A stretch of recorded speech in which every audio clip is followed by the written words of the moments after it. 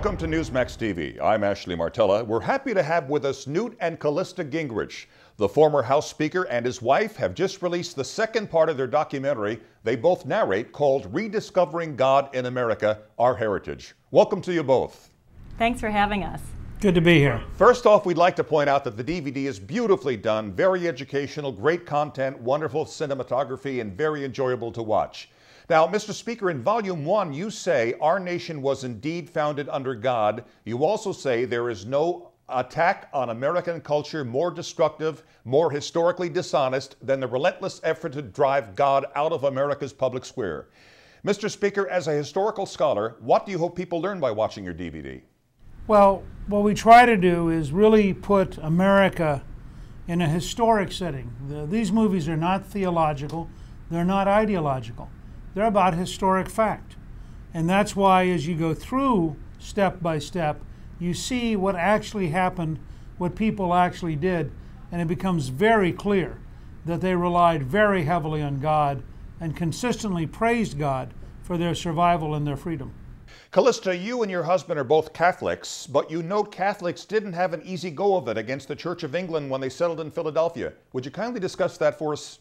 Sure. Well, in Rediscovering God in America, Our Heritage, we do talk about the various religious groups that settled in early America. The Catholics did have a difficult time because the Church of England had no time for them initially. So they did eventually exist in Maryland and Philadelphia.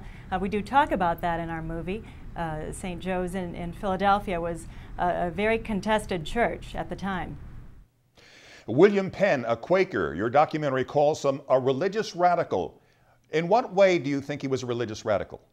Well, Quakerism was a very different sect at that time. It was Protestant, but it was very different from the other sects. In fact, the first generation of Quakers had no hierarchical structure at all. And that was seen by all of the traditional churches, particularly the hierarchical churches like the Church of England and the Catholic Church, as a very strange and radical doctrine. Penn actually went to Pennsylvania, Penn's Woods as it was called, to seek religious refuge, as many Americans did. It's amazing how many Americans came to this country seeking the right to worship God in their own way. All right, Patrick Henry, the drive to overthrow the Church of England, the lead up to the American Revolution. Mr. Speaker, what role did religion play in the war for independence? Well, I think that the whole sense of religious belief led them to be prepared to stand separately from the British Empire. And I think it was very telling to me, for example, that when you see the famous scene in which Patrick Henry says, "As for me, give me liberty or give me death," he's actually speaking in a church in Richmond, because that's where people came. And in that period, it was very common to have public meetings in churches. Mm-hmm. Okay, what you call the Second Great Awakening in the 1790s and 90s that lasts for 50 years and spreads evangelical Christianity. Please discuss that for us a bit, that era.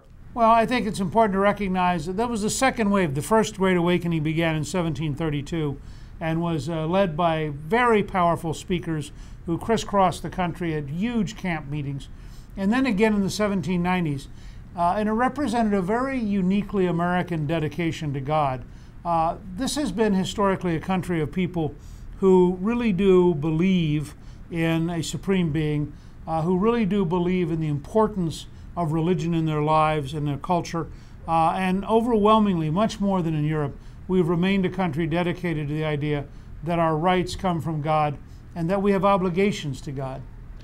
Mr. Speaker and/or Callista, in your opinion, is religion today under attack in this country? Well, sure. You see it everywhere. You see it in our schools, who refuse to teach accurately the role of God in America. You see it in some elite media, who refuse to cover our religious heritage. And you see it in many of our courts, who have real contempt for God in the public square. And Mr. Speaker, what are your thoughts about that, sir? Well, I think Callista just said it about almost perfectly. The fact is, for example, our movie begins, Rediscovering God in America, Our Heritage begins with the first English-speaking settlers at Cape Henry, Virginia, raising a cross and thanking God for getting them across the Atlantic as their very first act.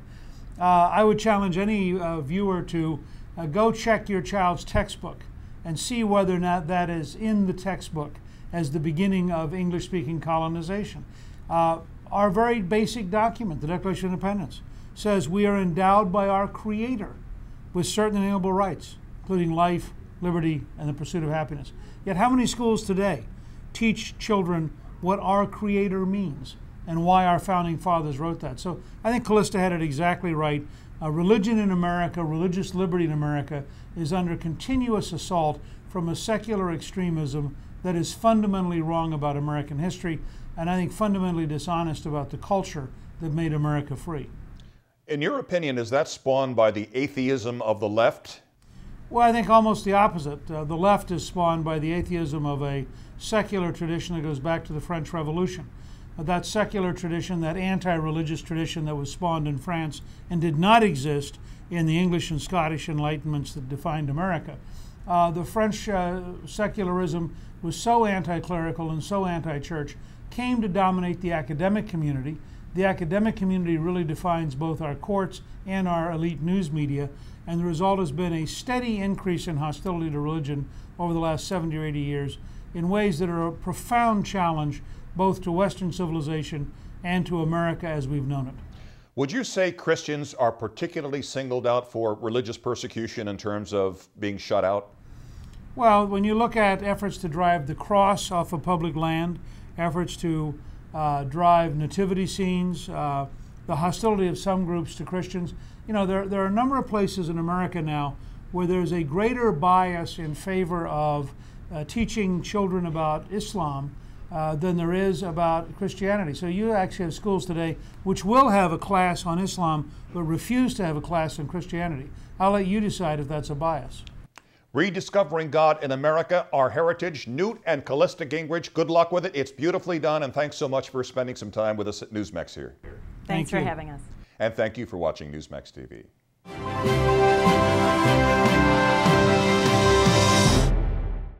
Sarah Palin's new book, Going Rogue in American Life, will be released on November 17th. You can be among the first to get your copy. Check out our incredible free offer for Sarah's new book. Just go to Newsmax.com and click on the top banner for this great offer. Act today.